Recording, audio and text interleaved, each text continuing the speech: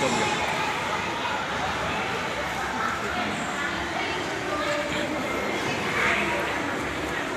ตอนนี้กำลังส้มหมกม่วงเนาะ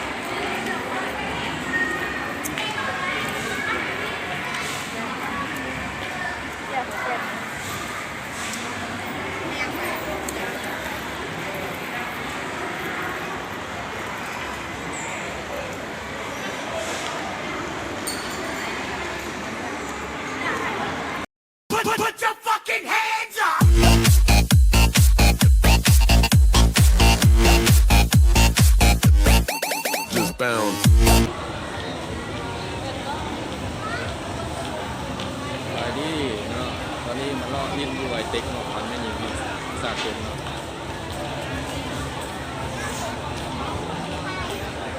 17ว่าคนหลายเมียว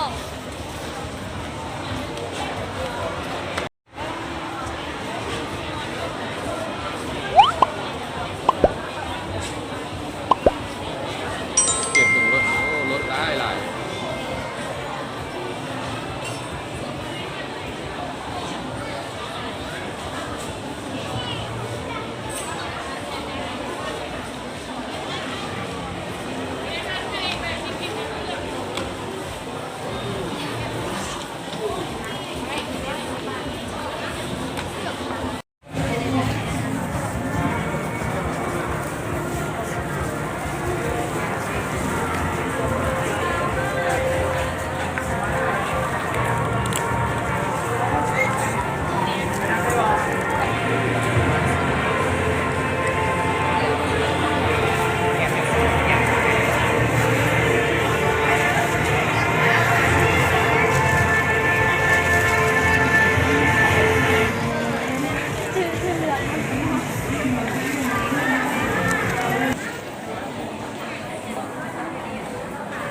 เยี่ยม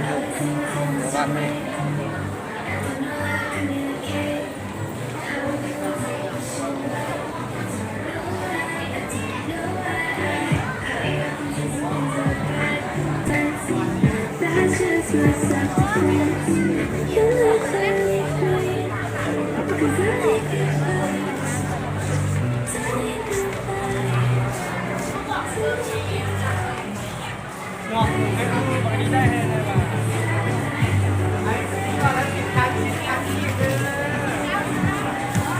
นี่ก็กำลังไปเต็กตึกใหม่เนาะตึกตกสร้างใหม่กำลังย่างไปเรื่อยๆเห็นว่ามีห้างขายเสื้อผ้าแป๊บเดียว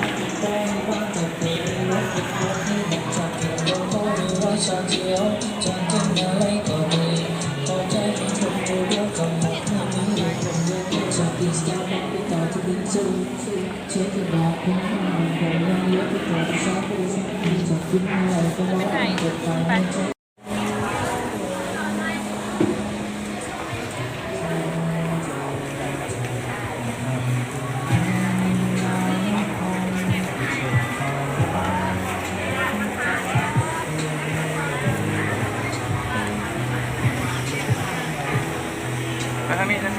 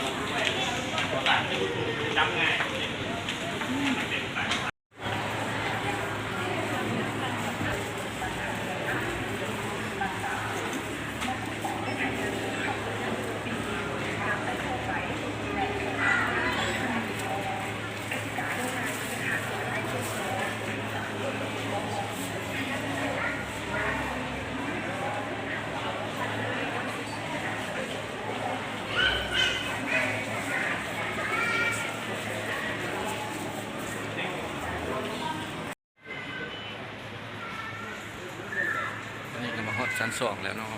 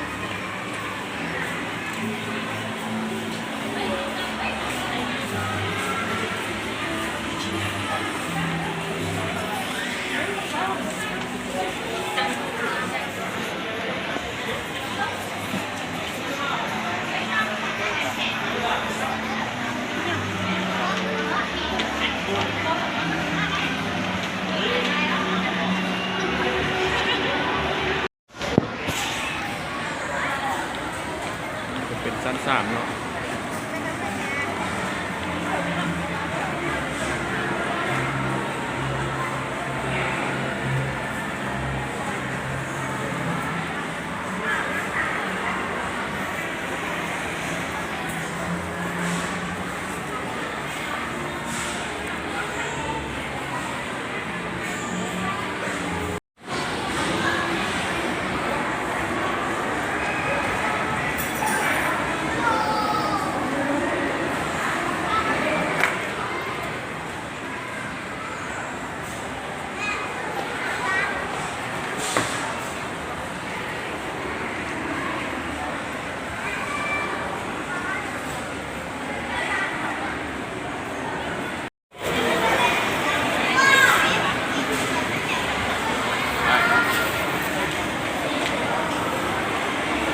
ส้ม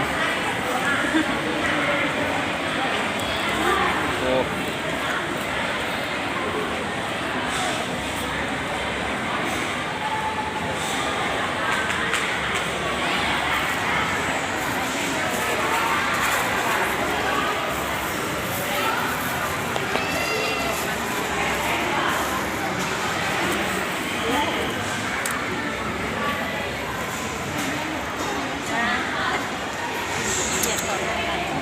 กำลังหิวส้มอยู่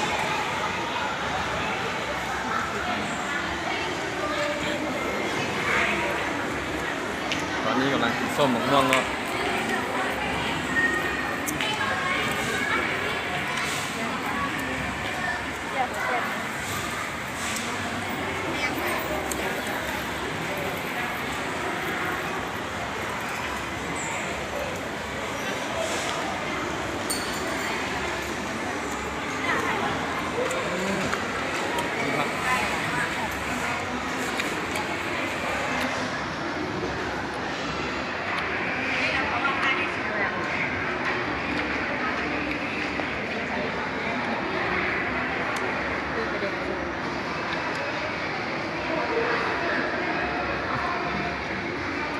เนาะ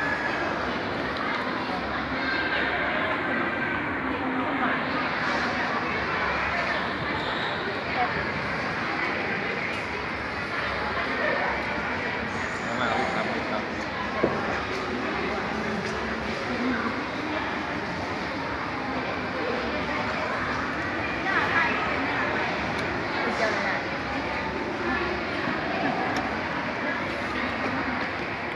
กินเลยกินเลย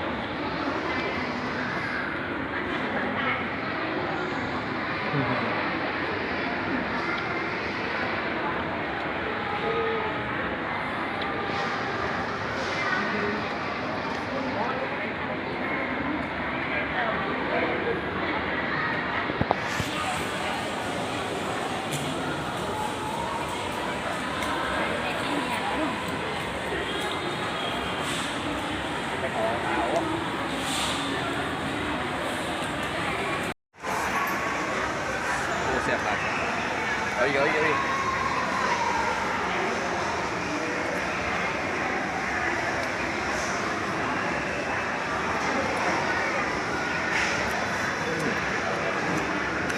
เอา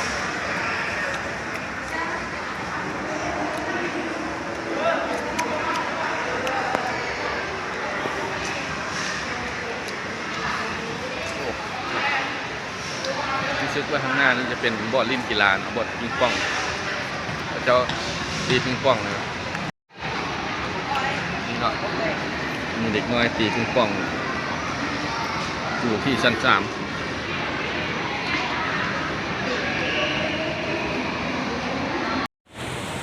ตอนนี้เรากำลังที่ลงเรือเนาะ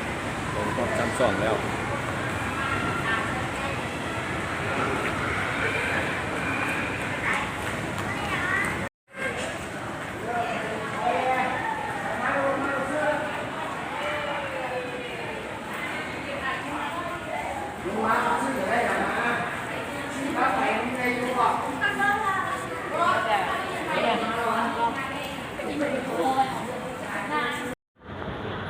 ตอนนี้เขากำลังจะกลับแล้วเนาะ